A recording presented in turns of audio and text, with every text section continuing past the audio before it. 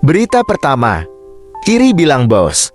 Media Vietnam nilai timnas Indonesia kecanduan naturalisasi pemain Eropa demi kalahkan timnas Vietnam usai Jay Idzes dan Nathan Tuaon bakal merapat.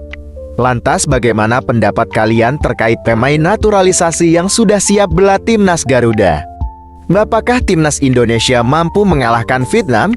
Coba tulis prediksi skor kalian di bawah ini guys, untuk laga lawan Vietnam. Berita kedua, bukan Vietnam dan Iran. Legenda Jepang Keisuke Honda lebih takut dengan timnas Indonesia yang mirip Eropa. Mari kita simak ulasan ini sampai akhir. Berita ketiga, sekarang Shin Tae-yong sudah gabung Seongnam FC. Lantas apakah akan ada pemain Indonesia yang akan dibawa Shin Tae-yong untuk berkarir di Korea?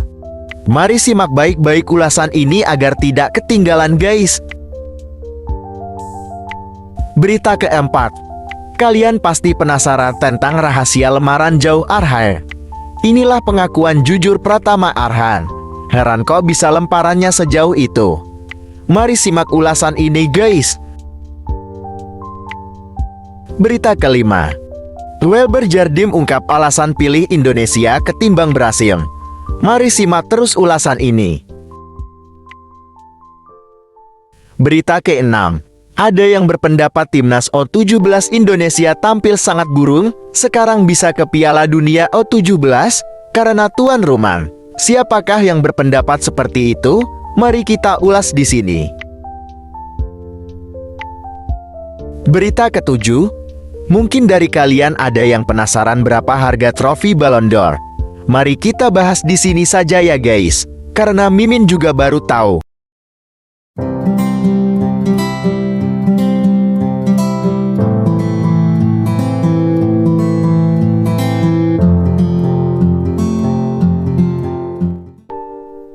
Berita pertama, Iri bilang bos. Media Vietnam nilai timnas Indonesia kecanduan naturalisasi pemain Eropa demi kalahkan timnas Vietnam usai Jay Idzes dan Nathan Tuaon bakal merapat. Lantas bagaimana pendapat kalian terkait pemain naturalisasi yang sudah siap bela timnas Garuda? Apakah timnas Indonesia mampu mengalahkan Vietnam? Coba tulis prediksi skor kalian di bawah ini guys, untuk laga lawan Vietnam. Media Vietnam menilai timnas Indonesia kecanduan naturalisasi pemain Eropa demi kalahkan timnas Vietnam. Pernyataan ini dilontarkan usai dua pemain keturunan yaitu Jay Idzes dan Nathan Tuaon dikabarkan bakal segera merapat ke timnas Indonesia karena proses naturalisasinya tengah berlangsung.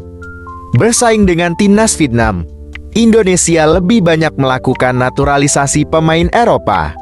Judul artikel Media Vietnam, lantas bagaimana pendapat kalian terkait pemain naturalisasi yang sudah siap bela timnas Garuda? Apakah timnas Indonesia mampu mengalahkan Vietnam? Coba tulis prediksi skor kalian di bawah ini guys, untuk laga lawan Vietnam. Berita kedua, bukan Vietnam dan Iran. Legenda Jepang Keisuke Honda lebih takut dengan timnas Indonesia yang mirip Eropa. Mari kita simak ulasan ini sampai akhir. Legenda timnas Jepang, Keisuke Honda lebih takut dengan timnas Indonesia yang mirip Eropa. Indonesia menjadi negara Asia Tenggara yang berbahaya. Dari materi pemain, mereka sangat komplit. Akan sangat menarik saat mereka bertemu dengan Jepang di Piala Asia nanti, kata Keisuke Honda. Pernyataan Keisuke Honda ini jelas mengisyaratkan bahwa sang mantan pemain mengamati betul perkembangan sepak bola Indonesia. Berita ketiga, sekarang Shin Tae-yong sudah gabung Seongnam FC. Lantas apakah akan ada pemain Indonesia yang akan dibawa Shin Tae-yong untuk berkarir di Korea? Mari simak baik-baik ulasan ini agar tidak ketinggalan guys. Menanti pemain timnas Indonesia yang dibawa Shin Tae-yong ke Seongnam FC. Shin Tae-yong bisa saja membawa pemain timnas Indonesia untuk gabung klub Liga 2 Korea Selatan tersebut, berdasarkan jabatan yang diemban pelatih 53 tahun itu. Shin Tae-yong sebelumnya berpengalaman menawarkan kapten timnas Indonesia Asnawi Mangkualam ke klub Liga 2 Korea Selatan. Rekomendasi yang diberikan Shin Tae-yong pun tidak salah. Lantas siapakah pemain timnas yang akan menyusul Asnawi guys? Jika menurut Mimin ya Arhan VK. Jika menurut kalian siapa guys yang pantas untuk bermain di Korea? Coba tulis pemain yang pantas menurut kalian ya. Berita keempat. Kalian pasti penasaran tentang rahasia lemaran jauh Arhan. Inilah pengakuan jujur Pratama Arhan. Heran kok bisa lemparannya sejauh itu. Mari simak ulasan ini guys. Pemain timnas Indonesia, Pratama Arhan, mengaku heran bisa melakukan lemparan ke dalam sejauh mungkin. Meski begitu, Arhan mengatakan bahwa lemparan ke dalam sejauh itu sudah dilakukannya sejak masih kecil. Arhan juga bercerita bahwa saat turnamen waktu akademi di Purwokerto, lemparanan Arhan bisa langsung gol ke gawang dari sana. Pemain Tokyo Verdy itu terus melatih dan mengasah kemampuannya dalam melempar bola jarak jauh. Skill tersebut kini menjadi ciri khas dari pemain asal Blora itu. Jadi bagaimana menurut kalian? Apakah kemampuan ini hanya hal biasa atau luar biasa guys? Berita kelima. Welber Jardim ungkap alasan pilih Indonesia ketimbang Brasil. Mari simak terus ulasan ini. Pemain diaspora, Welber Jardim, mengungkapkan alasannya memilih untuk membela Indonesia ketimbang Brasil. Pemain berposisi bak kanan itu masih berpeluang besar untuk membela Brasil. Namun hatinya jatuh kepada Indonesia. Ia pun akhirnya dipanggil pelatih timnas U17 Indonesia, Bima Sakti, untuk mengikuti seleksi. Welber Jardim juga mengakui bahwa ada peran ayahnya untuk memperkuat timnas U17 Indonesia.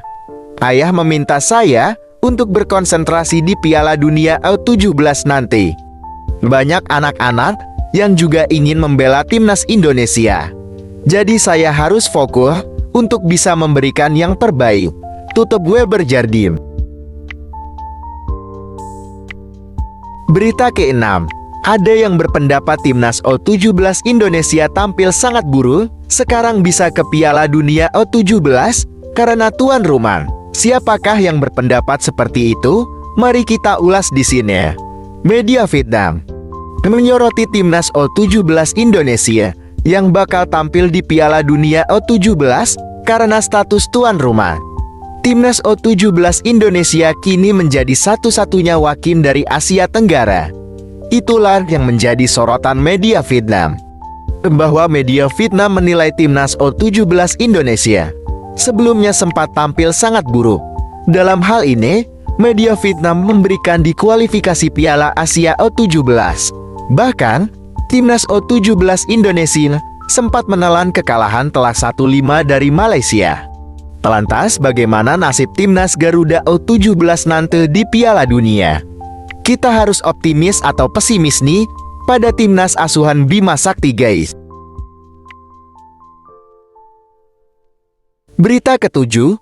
Mungkin dari kalian ada yang penasaran berapa harga trofi Ballon d'Or. Mari kita bahas di sini saja ya guys, karena Mimin juga baru tahu. Trofi Ballon d'Or merupakan salah satu penghargaan individu yang paling diidamkan dalam dunia sepak bola. Melihat hal tersebut, banyak orang penasaran akan harga trofi berbentuk bola emas. Ternyata segini harga trofi Ballon d'Or. Melansir Sportingland, harga trofi Ballon d'Or bernilai sekira 3.000 euro atau setara 50 juta rupiah. Perhitungan ini hanya mempertimbangkan bahan baku mentang yang digunakan untuk membuat trofi. Harga trofi bola emas ini sebenarnya bisa melampaui 500.000 euro atau setara 8,4 miliar rupiah melihat historis dan simbolnya.